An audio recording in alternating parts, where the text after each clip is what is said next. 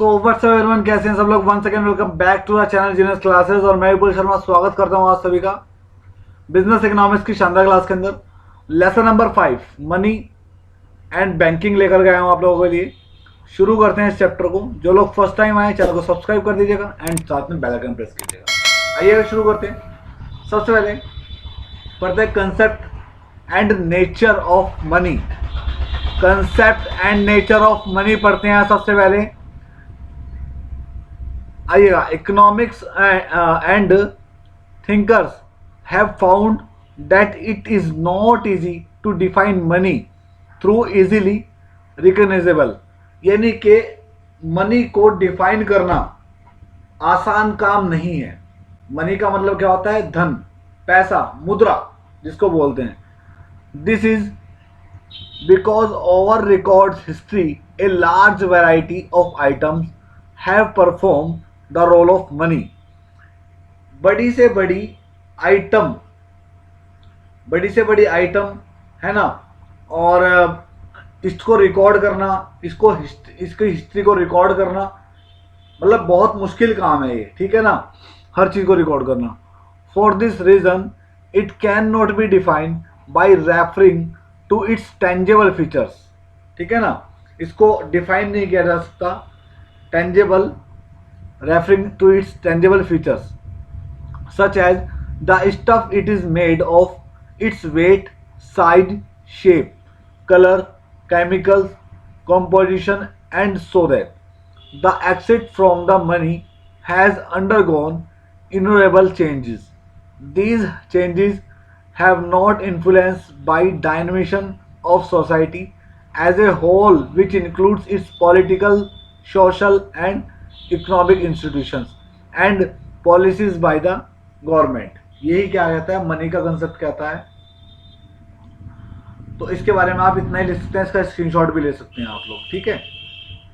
और इसके बाद अगर मैं बात करूं आपसे इसके फंक्शंस के बारे में कि मनी के फंक्शंस क्या क्या हैं, तो सबसे पहले प्राइमरी फंक्शंस के बारे में बात करें तो प्राइमरी फंक्शंस के अंदर आता है सबसे पहले main function medium of exchange.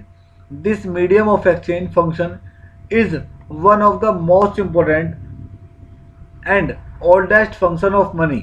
यानी कि मीडियम ऑफ एक्सचेंज जो है ये फंक्शन, वो फंक्शन है जो सबसे इंपॉर्टेंट और सबसे पुराना फंक्शन है मनी का। Money works as a medium of exchange. The exchange was difficult is barter system due to the lack of double coincidence of wants, ठीक है, इसको पढ़ लीजिएगा। Money has a generalized purchasing power. Money is use a medium of exchange, यानी कि पैसा जो है इसको चेंज कह सकता है, क्या है ये, आधार है किसका, बदलने का, ठीक है। मेजर ऑफ वैल्यू पढ़ सकते हैं आप लोग। Money customarily survivor as common measure of value and unit of account is term of which of value of all goods and services are expressed। यानी कि मेजर ऑफ वैल्यू का मतलब तोलने में, है ना, मनी को एक्सचेंज किया जाता है तोलने में, है ना, मेजर करना। This makes possible meaningful accounting system by adding up the value of wide variety of goods and services, ठीक है। इसको पढ़ सकते हैं आप आसानी से, इसका आप स्क्रीनशॉट ले सकते हैं, क्योंकि इतना ही आप अगर लिखेंगे तो बेटर है, और क्योंकि शॉर्ट में लिखें। दूसरे फंक्शंस की बात करें तो आता है सेकेंडरी फंक्शन। सेकेंडरी फंक्शन के अंदर स्टैंडर्ड एंड डेफर्ड पेमेंट पढ़ सकते हैं, स्टोर ऑफ वैल्यू पढ़ सकते हैं आप लोग, ठीक है। क्या लिखा हुआ है? Money survives as standard of deferred payment और यूनिट इज विच फ्यूचर और deferred payment are made। The function apply to interest, rent, salary, pensions, insurance, premium, etc। ये सब क्या है?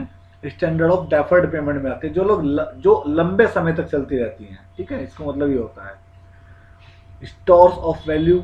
The fourth function of money is the survives as a store of value because it is easy to spend and easy to store, इसको store करना आसान होता है, ठीक है। Money services are store of value in the short run as well as long run, यानी कि लंबे समय तक भी रह सकती है और छोटे समय तक भी स्टोर कर सकते हैं। By performing the function of store of value, the money provide security of individual to meet unpredictable contingency and pay to debts debt are the term of money, ठीक है। इसको आप पढ़ सकते हैं बार्टर सिस्टम के अकॉर्डिंग भी screenshot लेकर के। और ट्रांसफर ऑफ वैल्यू को पढ़िएगा कि money survives as the function of transfer of value purchasing power, people transferring value by selling commodity of property to other and by buying commodity and property with others, ठीक है। और third function है contingent function. Contingent function के अंदर आता है फिर basic of credit in present days, the use of credit money like cheque, draft, bill of exchange, promissory note. ये किसके अंदर आ गया भाई? बेसिक ऑफ क्रेडिट, यानी कि जब हम पैसे को क्रेडिट ले सकें, है ना। तो क्रेडिट लेने के लिए तो चेक, ड्राफ्ट हो गया, बिल ऑफ एक्सचेंज हो गया, प्रोमिसरी नोट हो गया, ठीक है। उसके बाद डिस्ट्रीब्यूशन ऑफ नेशनल इनकम पढ़ सकते हैं आप, ये इकोनॉमिक्स का पार्ट है। तो एक और general form of capital, money work as a general form of capital in present time, almost all wealth और capital are keeped in the form of money and maximum benefits पढ़ सकते हैं। इसके बाद आप नाइन्थ, ये आपका कॉन्टिनेंट फंक्शंस हो गए, ठीक है। और मेन तो यही है। और बाद में आप फंक्शन ऑफ मनी का एक चार्ट है, इसको आप बना करके तब आप एक्सप्लेन करेंगे तो ज़्यादा बेटर रहेगा। तो इसको आप स्क्रीनशॉट ले लें, जैसे कि primary function, secondary function, contingent function. Primary function के अंदर medium of exchange, major of value. Secondary के अंदर standard, store, transfer of value. Continent के अंदर basic of distribution of national income, general form of capital and maximum benefit of benefits, ठीक है। इसका आप स्क्रीनशॉट ले लें, बहुत इंपॉर्टेंट है, ठीक है। बाकी की बात जो होगी वो नेक्स्ट क्लास में होगी। अभी के लिए इतना रखते हैं। Thank you so much for watching this video.